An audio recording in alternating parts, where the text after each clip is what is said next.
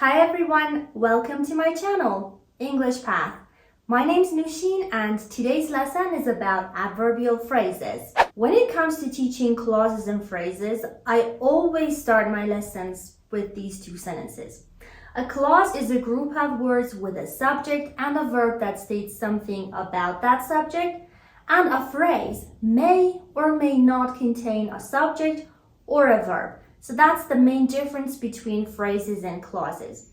Now, an adverb phrase is a group of words that work just like an adverb. What do adverbs do?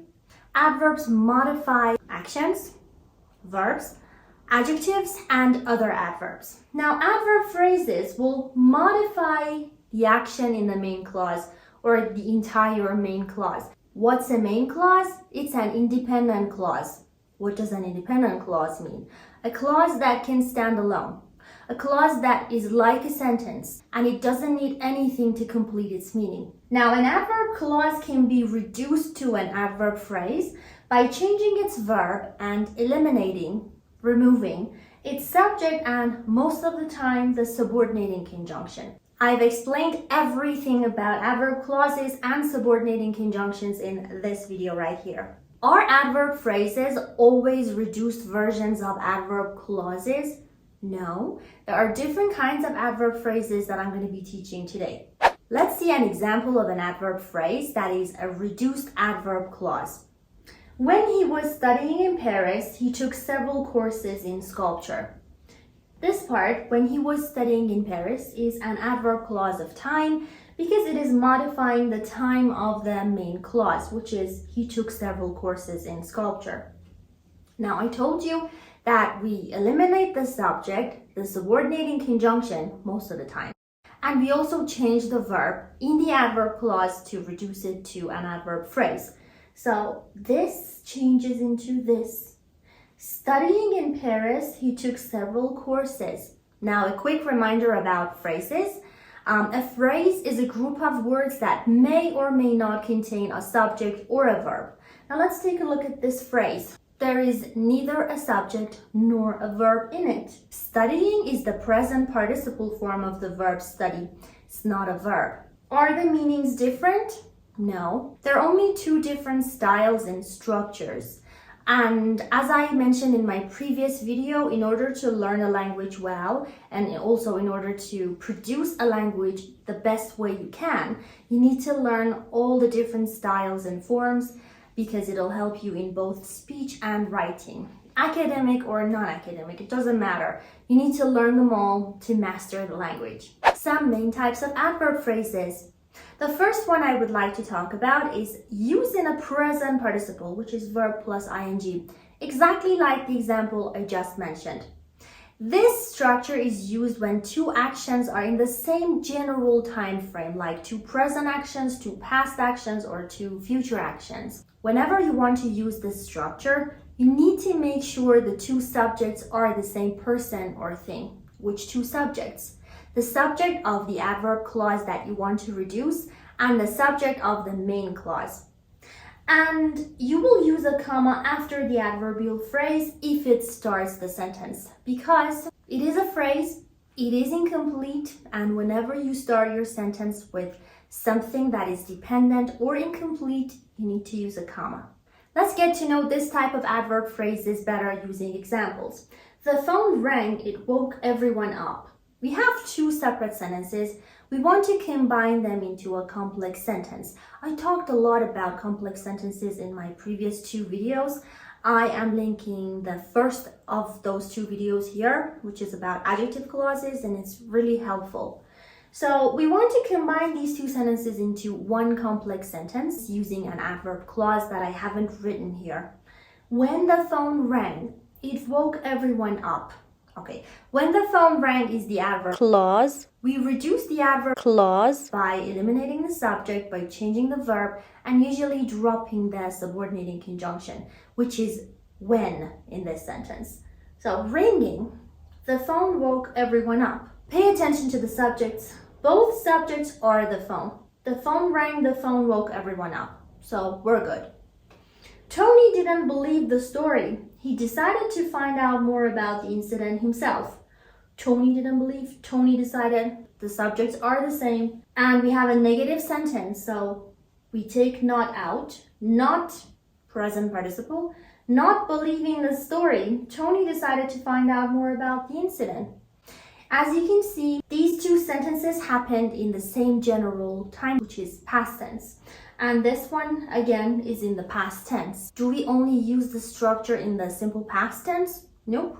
You can use it in any tense. For example, Tony doesn't make progress in tennis. He wants to give it up. Not making progress in tennis, Tony wants to give it up. Pay attention to these two sentences. The phone rang. I went into the office. Can we combine these two sentences into one and say, ringing, I went into the office? We can't. Why not? Yeah, exactly. Because the subjects are not the same.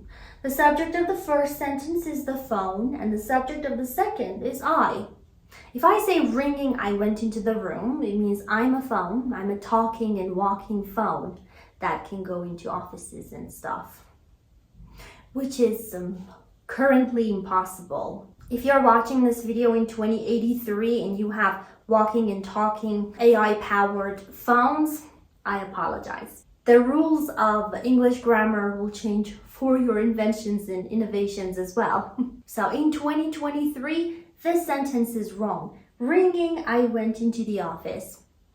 It is the case of the dangling modifier, and it happens when the subjects of the two clauses are not the same. You can combine those two sentences, the phone rang, I went into the office, into one sentence in a different way, like hearing the phone ring, an adverb phrase using a present participle, I went into the office. The subjects are the same. I heard the phone and I went into the office, and I am a human being. So checking the two subjects is absolutely essential when you want to use this structure. Also, in passive sentences, to avoid the dangling modifier, it's a very good idea to change it into active voice and then see what subjects you have and decide what you want to do. The second structure of adverb phrases uses by plus a present participle, by doing something. For example, you can improve your English by watching my videos, or by watching my videos, you can improve your English. You really can. Give it a try. Subscribe to my channel, watch my shorts and other videos. You won't regret it. These adverbial phrases answer how questions. How can you improve your English? By watching my videos. How did you make the dessert? By following this recipe. The third structure of adverbial phrases I'm teaching is using past participles, like Tom was interested in the topic. He attended the lecture. Interested in the topic. Tom attended the lecture. The soldier was shot in the leg. He dragged himself toward the fort. Now, isn't this sentence passive? The soldier was shot. It is. To learn more about passives, you can watch this video. I've explained all you need to know about passive voice. So, what do you do when you have a passive sentence? Shot in the leg, the soldier dragged himself toward the fort. We drop the subject, we drop the auxiliary, and we only keep the past participle form of the verb shoot, which is shot, in the adverb phrase. I have explained auxiliaries and modal auxiliaries here. And a punctuation reminder, because these two sentences start with adverbial phrases, there's a comma after the phrase. Now let's practice the case of the dangling modifier in passive voice with a sentence here. Her treasure box was hidden under a pile of rocks. No one could find it. The first sentence is passive. Now look at the subjects. The first subject is her treasure box, but the second subject is no one. They're not the same. So writing a sentence like this is a mistake. Hidden under a pile of rocks, no one could find her treasure box. Like, were the people hidden and they couldn't find the treasure box? It doesn't make sense. It's not what the original sentence meant. But this one is correct. Hidden under a pile of rocks, her treasure box couldn't be found. I turned the second clause into passive voice as well, and everything makes sense. And the meanings are the same. Nothing changed but the voice and structure.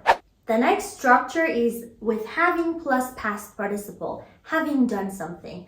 This structure is used to show the sequence of actions. as in which order they happened, or the sequence of tenses. You have two past actions, and you use this structure, having plus past participle, to show the first of those two actions. Now, to show this, you can also use the past perfect tense that I explained in this video. And we're learning various styles. Like Lily graduated in 2016, she founded a small company the next year. So we have two past actions. This is the first of those two past actions. Having graduated in 2016, Lily founded a small company the next year. To convey the exact same meaning but in a different structure and style, you can say, after Lily had graduated from college in 2016, she founded a small company the next year. One more example. I read about the product in a magazine. I decided to buy it. So two past actions. The first one was reading about the product. So having read about the product in a magazine, I decided to buy it. In passive voice, this structure changes into having been past participle or having gotten past participle. Having been done, having gotten done. It sounds weird, but that's the way it is. For example, after the coach had introduced him to the club in April, Andy joined the club in May. Okay. The coach introduced Andy to the club, so Andy had gotten introduced. That's the passive form. Now we want to use having been plus past participle. Having been introduced to the club in April, Andy joined it in May. Or having gotten repaired, the car was good as new. So someone repaired the car and it was good as new. So it had gotten repaired. Having gotten repaired, it was good as new. In the beginning of this lesson, I told you that whenever you want to reduce an adverbial clause into an adverbial phrase, you will usually drop the subordinating conjunction. I said usually because sometimes you can keep it.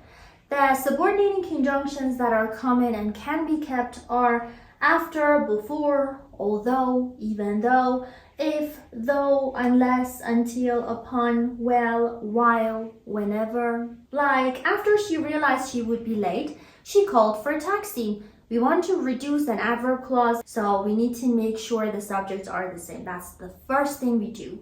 She, okay. So what do? We drop the subject, we change the verb into its present participle. Can we keep after? Yes, of course. After realizing she would be late, she called for a taxi. Can I drop after? Yeah. Realizing she would be late, she called for a taxi. How do we do this? We delete the subject and any auxiliary verbs. Here, we don't have any auxiliary verbs. She realized. If it was she didn't realize, the auxiliary would be did. We would keep not. Then you will change the verb into its ing form, into its present participle form, and you will keep the subordinating conjunction.